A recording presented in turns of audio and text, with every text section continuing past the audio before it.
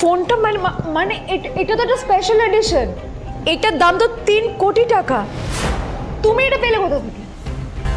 পরের দিনই আদ্রিতা ওই কোম্পানির শোরুমে গেল। এই ফোনটা একটু দেখুন না প্লিজ। ওয়াও, আচ্ছা ম্যাম, আপনি কি মিস্টার রয় চৌধুরীর বন্ধু? কে মিস্টার রয় চৌধুরী? ও আপনি কি ওই রয় চৌধুরী গ্রুপ অফ ইন্ডাস্ট্রিজের মালিকের কথা বলছেন? হ্যাঁ। না না, আমি ওনাকে চিনি না। আমি কেন, আমার মনে হয় কেউই ওনাকে চেনে না। বড় বড় মানুষেরাই ওনা দেখা পান না। আমিও কোনোদিন ওনাকে দেখিনি, কিন্তু সাডেনলি আপনি এই প্রশ্নটা করলেন কেন? অ্যাকচুয়ালি ম্যাম, আপনার হাতের এই ফোনটা আসলে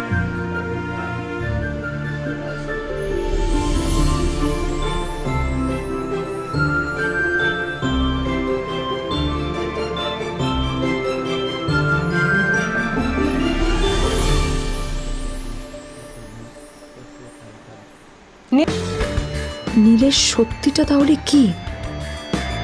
আর ও যদি সত্যি বড়লোক হয়ে থাকে, তবে ও নিজের শ্বশুর বাড়িতে খরচামাই হয়েই বা থাকে কেন? আদ্রিতা এসব কথাই মনে মনে ভাবছিল। তবে আদ্রিতার বিশ্বাস ছিল যে কোনো না কোনো মতলব করেই নীল এই ফোনটা আদ্রিতার জন্য নিয়ে এসেছিল। তবে কি নীলই মিস্টার রয় চৌধুরী, নাকি নীল এই ফোনটা চুরি করেছে? বেকার নীলের কাছেই কোটি টাকার ফোন কোথা থেকে এলো? এটা ফোনের স্পেশাল এডিশন।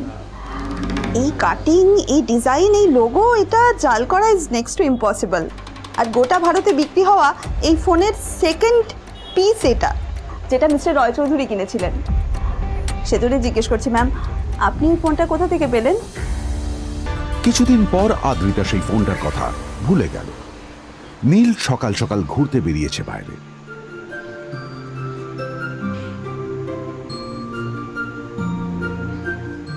কটা বাজে রে? আমার খুব লেট হয়ে গেছে বুঝলি। তোরা খেল, ঠিক আছে? তোরা খেল, আমি আসছি।